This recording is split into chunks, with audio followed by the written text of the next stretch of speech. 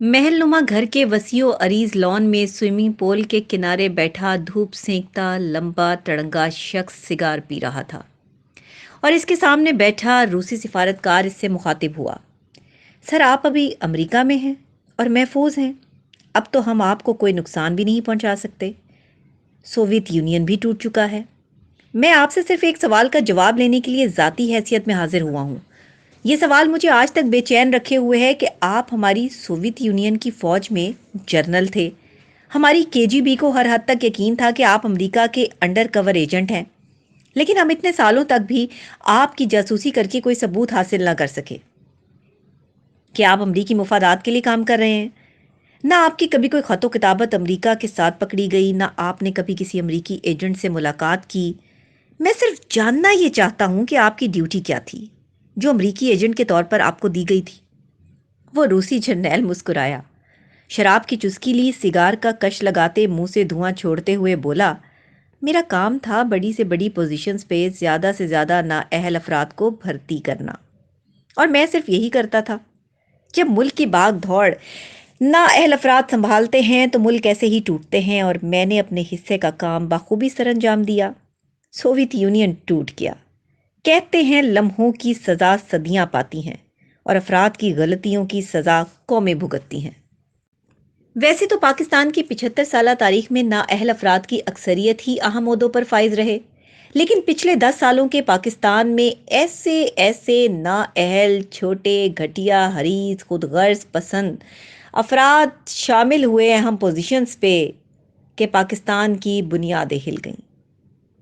2011 में general retire Shuja Pasha जैसे कौम के मुजरिम खबीस शख्स ने प्रोजेक्ट इमरान खान पे काम शुरू कर दिया। इस शख्स को ब्रांड बनाना शुरू कर दिया गया, जिसके बारे में हकीम सईद 1995 में और डॉक्टर इसरार साहब 2000 की दहाई में बता गए थे कि ये बैनुल अक़वामी पाकिस्तान दुश्मन कुव्वतों का नुमाइंदा है। इससे नौजवान नस्ल खबरदार रहे, लेकिन एक बदबख्त नाअहल शख्स ने दूसरे नाअहल शख्स को ब्रांड बनाने का आगाज कर दिया। ये बुग़्ज़ और नफरत की बिना पर इसका ज़ाती मंसूबा था, और इसने अपने इदारे को भी इसी पे राजी कर लिया। और फिर इस पौधे की आबियारी दूसरे मकरूह तरीन किरदार ज़हीरुल इस्लाम ने शुरू कर दी। इसमें आसिम बाजवा जैसे करप्ट हराम खोर ने फिर मुआवनत की। इस वक्त मुल्क में एक नई जमहूरी हुकूमत इलेक्शन जीत कर आई और नवाज शरीफ मुल्क का वजीर आजम बना।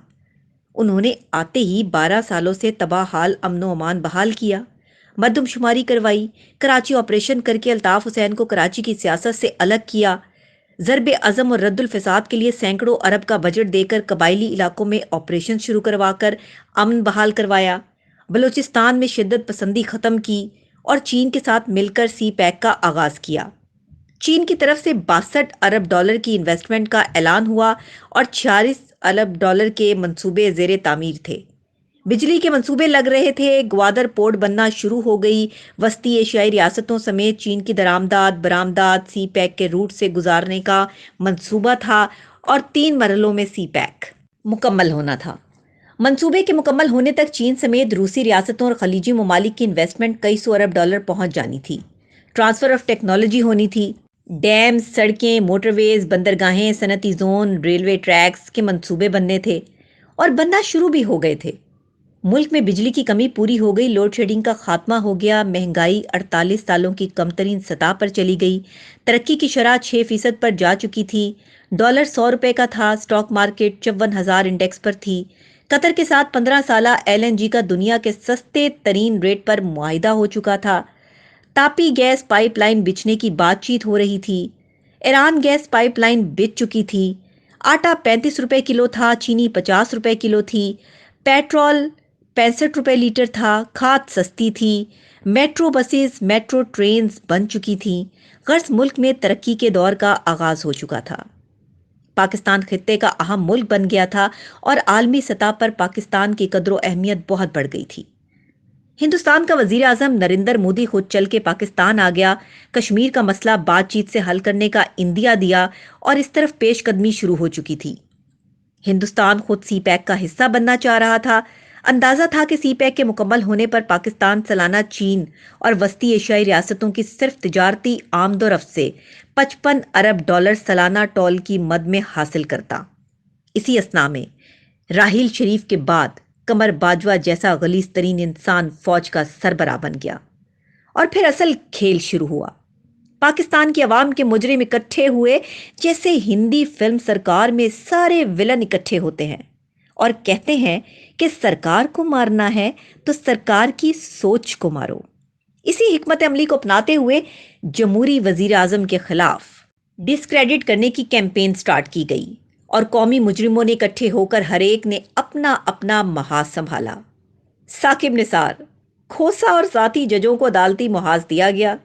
سلمان اقبال کے ARY اور بولڈ ٹی وی کو ذرائع ابلاغ کا محاذ دیا گیا۔ طاہر القادری کو مذہبی محاذ دیا گیا اور اس کی مد میں تحریک لبیک بھی شروع کر دی گئی۔ جاوید اقبال جیسے مکروہ شخص کو نیب کے ذریعے ظلم کی انتہا کرنے کی ذمہ داری دی گئی اور جنرل فیض جیسے قبیح شخص کو ان سارے معاملات کو مینج کرنے کی ذمہ داری دی گئی۔ اس ساری بساط کو جنرل باجوہ کنٹرول کر رہا تھا تاکہ پروجیکٹ عمران پایا تکمیل کو پہنچ سکے۔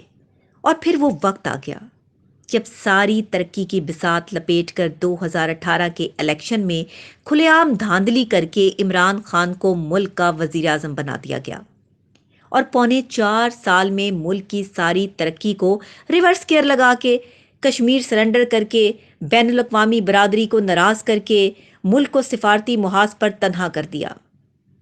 70 سالوں میں جتنے قرضے لیے گئے تھے وہ پونے 4 سالوں میں لے لیے گئے۔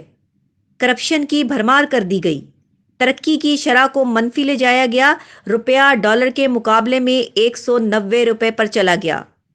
بزدار محمود خان جیسے وزیر اعلیٰ صوبوں کو تباہ کر گئے۔ انتقام، نفرت، جھوٹ، بہتان کا کلچر پروان چڑھا کر معاشرے میں تقسیم پیدا کر دی گئی۔ اسٹیٹ بینک کو عالمی مالیاتی اداروں کے حوالے کر دیا گیا، مہنگائی کا ایسا طوفان برپا کیا گیا کہ عوام کی چیخیں نکل گئیں۔ اور پھر جب ملک تکنیکی طور پر ڈیفالٹ کر گیا اور ملک کی بنیادیں ہل گئیں تو اسٹیبلشمنٹ کی موجودہ اور آنے والی قیادت کے زور دینے پر یہ قومی مجرم مجبوراً پیچھے ہٹے اور اپوزیشن کی تمام قومی پارٹیوں نے تحریک عدم اعتماد پیش کر کے حکومت حاصل کر لی اور تباہ حال پاکستان کی بحالی کی ذمہ داری اپنے کندھوں پر ڈال لی، جس کی بھاری قیمت اب وہ ادا کر رہے ہیں۔ لیکن شومِ قسمت کہ تمام قومی مجرم کھلے عام دندناتے پھر رہے ہیں اور پاکستانی عوام کے زخموں پر نمک چھڑک رہے ہیں۔ سینکڑوں ارب ڈالر کا ملکی معیشت کو نقصان، معاشرے کی تباہی اور لاکھوں جانوں کی قربانی دیے جانے والا کشمیر ہاتھ سے گنوا کے یہ قومی مجرم کسی بھی احتساب سے بچے ہوئے ہیں۔ ملک شاید سنبھل تو جائے، لیکن آنے والے وقت میں ایسی تباہی سے دوبارہ بچنے کے لیے اور بین الاقوامی برادری کا اعتماد بحال کرنے کے لیے ہمیں ان قومی مجرموں کو سماجی، قانونی اور ادارتی بنیادوں پر عبرت کا نشان بنانا ہوگا۔ جنرل عاصم منیر اور جنرل ندیم انجم انتہائی پروفیشنل انداز اور تاثر رکھتے ہیں اور بہت اچھی شہرت کے حامل ہیں۔